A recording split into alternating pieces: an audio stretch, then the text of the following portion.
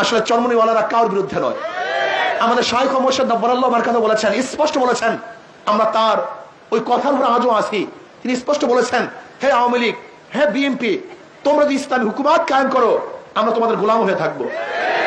আসলে আমরা সত্যের পক্ষে, অন্যায়ের বিপক্ষে। আমাদের শত্রু কেউ নাই, মৃত্যু কেউ নাই। হুব্বু ফিল্লাহ, বুগযু ফিল্লাহ।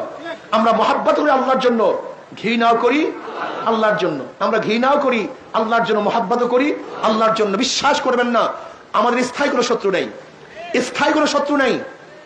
যে আল্লাহর পক্ষে সে আমার বন্ধু, যে আল্লাহর বিপক্ষে সে আমার দুশমন, সে আমার শত্রু। আজকে যদি আপনাদের মধ্য থেকে কেউ ক্ষুধার্তই থাকেন, সে আমাদের দুশমন, আমাদের শত্রু। ওই ব্যক্তি যখন তওবা করবে, ওই ব্যক্তি সবচেয়ে আমার আপন, সবচেয়ে আমার বন্ধু। ওমর ইবনে খাত্তাব রাদিয়াল্লাহু তাআলা আনহু ঈমান আনার আগে, ইসলাম গ্রহণ করার আগে ইসলামের সবচেয়ে বড় দুশমন ছিলেন, কিন্তু ঈমান আনার পর ইসলামের সবচেয়ে বড় বন্ধু হয়ে গেছেন। হুব্বু ফিল্লাহ, বুগযু ফিল্লাহ। আসলে আপনারা শত্রু মনে করেন, আমরা কাউ শত্রু না। আমরা কি চাই? আমরা চাই একজন মুসলমান পূর্ণ ইসলাম গ্রহণ করুক, একজন মুমিন পূর্ণ ঈমানের উপর থাকুক। এর জন্য অনেক সময় বলি, আল্লাহ পাক রব্বুল কালামে পাকের মধ্যে ফরমান, ইনিল হুকমু ইল্লা লিল্লাহ।